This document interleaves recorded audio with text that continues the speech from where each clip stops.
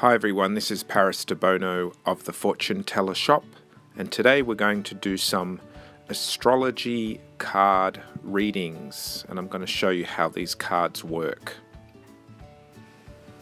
Astrology and astrology charts are quite complicated, and over the years I've developed a system where I can do an astrology card reading for clients without having to do a birth chart and get all their birth data. Now these cards that you're seeing now are the Zodiac and the personality of each Zodiac. I've just done a general outline of each Zodiac personality, positive and negative aspects and traits.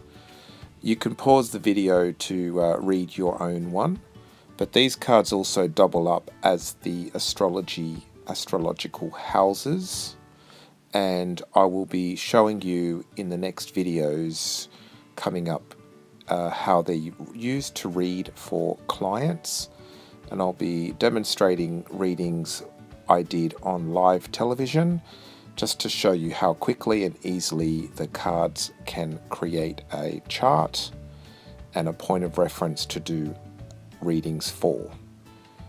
On Star Sign Friday, what are the best traits of your star sign? I've read of so many of the answers there. I love it. Hi Mel in Paris, could I please have a love reading? When will I meet the right man?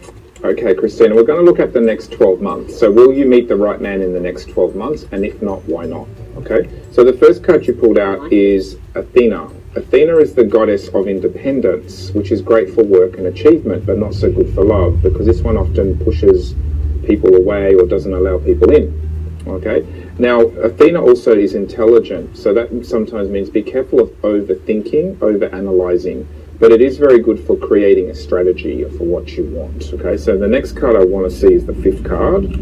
Fifth card is Mercury. Mercury is about networking, communicating, talking, but Mercury again is very mental and much in the mind. You do have to be careful of being in your head too much, analyzing.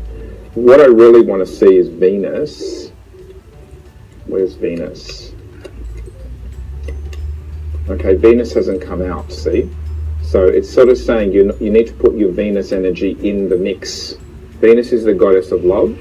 I see here with you, Christina, too much thinking, too much analysing, and need to flirt, need to connect, need to network, need to let the guard down a little bit.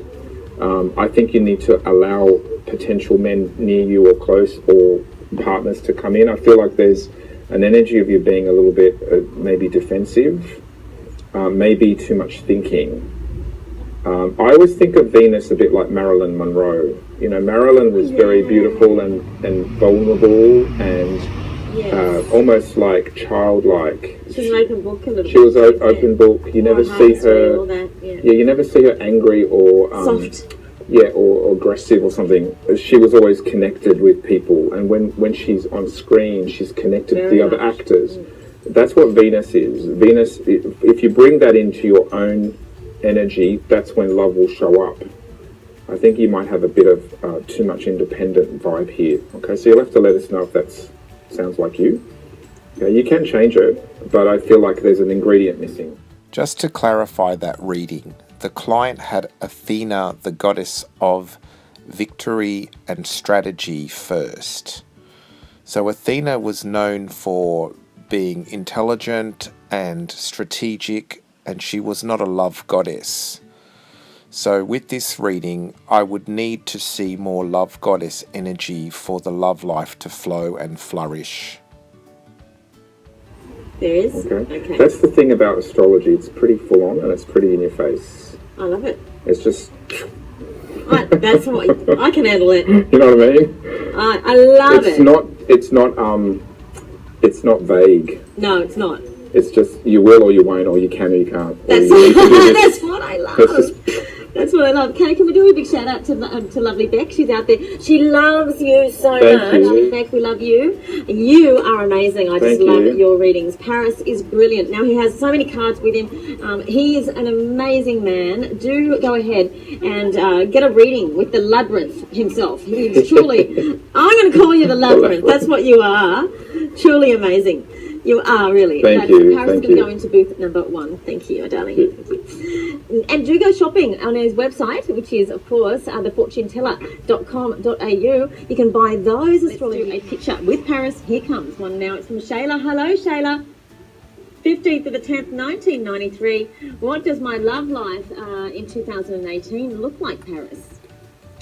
Okay, Shayla. I've just shuffled the cards and I'll put the planetary cards down for you. Okay, the first card you got is Mercury. Mercury is about communication and it's about networking, talking. The good thing about Mercury means being able to connect with people and lots of information. The negative of that one is a bit flighty, being too flighty, too much thinking, too much in your head. So you've got to be careful of kind of analysing everything and everyone. You do have Venus in the second position, which is in a good position. That means slow and steady. So you've got to be careful of being impatient, too much thinking, because your love life is slow and steady. Now, the fifth card is also important, Chiron. Chiron means learning about love. It's about, sometimes it means you do have to be careful of sacrificing yourself in love, or perhaps it's something you've done in the past. It's almost like learning lessons about love. Chiron was the god of wisdom, but he was also very self-sacrificing. So you do have to be careful of that side of your nature. It's like limiting yourself in order to have a relationship, okay?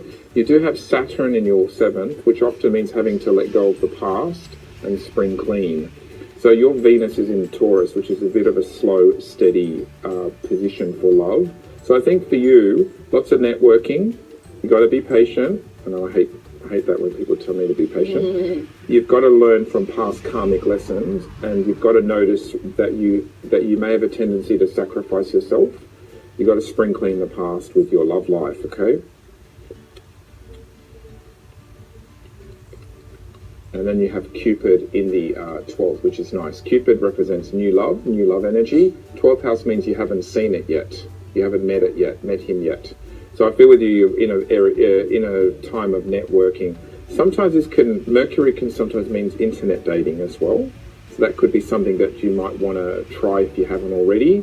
I'm going to take another card for the 7th, and then Neptune. So Neptune represents going with the flow and allowing things to come in. So just to recap, this client starts off with Mercury as herself. Mercury represents thinking, so she's thinking a lot. And then she goes into Chiron in the 5th house. Now that indicates some sort of sacrifice or upset or pain or sorrow in a relationship. And then she's got Saturn in her 7th, which is all about maturing and letting go and spring cleaning. So I think she needs to make space for new love to come in before she can attract a new love. Networky time ahead for you. It's about kind of connecting, being patient, but also allowing things to unfold. I do see a love that you haven't met yet coming in, but I do feel like being in a very serious relationship, I don't think that's going to be this year for you. I think this year is more about meeting people, and out of that will come a love more. I think it's more next year for you. This client also had Venus in Taurus, which is quite a good placement for Venus, but it usually does mean slow moving in that position. Then she had Cupid in the 12th house. The positive side of that is she hasn't found a new love yet.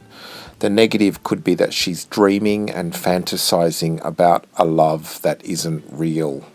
7th of the 1st, 2000. I was wondering what's in the future for my relationship this year. Thank you.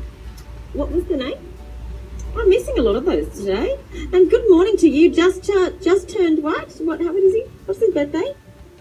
2000. Wow. Hello. 18? Yes. All right, here we go. So you got Mars first, which is very much about passion. Mars usually means being direct and straightforward. It's a good one for love in a way, because it means wanting to connect and wanting to have romance and wanting to have, the passion vibe. Let's see what's in your 5th house. Neptune, feeling unsure. Sometimes Neptune means going with the flow. If you think of Neptune, he's the ocean. The ocean, you can't force it or push it. You've just got to let it flow and let it guide you. Sometimes it also means you are being guided to the right people and places, okay? I find with Neptune, he generally takes you to where you need to be, even if you don't see it or you don't think you should go that way. This one's about you having to allow the tide to open up opportunities for you. The 7th house is going to be important because this is love. Chiron, again, you've got to be careful of sacrificing yourself for relationships. Like being, trying to be a savior is not a good idea. Okay, a few people have had that one tonight with Chiron. Let's look and see where Venus is. Venus is in the 12th. So if you are in a relationship already, I feel with it, it's a little bit wishy-washy. I feel with you, you shouldn't force it or try to push it. Be careful of sacrificing yourself. If you feel like it's unhealthy, it's probably better to move away. This one sometimes means you've got to be careful of trying to save or fix people. Shows that you're very passionate, okay? You have Cupid in the 10th, which is about meeting new people, especially through work. And then you have Venus in the 12th, which is about a new love that you cannot see yet. Often Venus in the 12th means it's still in the dark, or you haven't met him, or you haven't met your partner. And sometimes it means it's unseen. So I feel with you, you know, you're also quite young, so just enjoy the journey. Try not to get too fixated or heavy on any particular person in this next 12 months. Thank you, Paris, indeed. Thank you for doing those readings now, guys.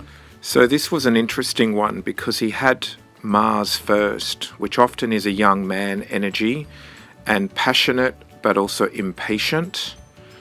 Then he had Neptune in the 5th house, which often shows a dreamer, someone who dreams a lot, fantasizes a lot about love, may idolize love. And then he had Venus in the 12th, which is the position of Pisces, which is also the dreamer. So lots of dreaming going on here, and then impatience and passion with Mars.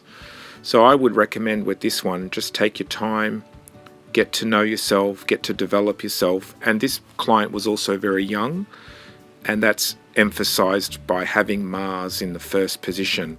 So chillax and go with the flow. Okay, so those were some examples of how to use the planetary cards with the zodiac houses.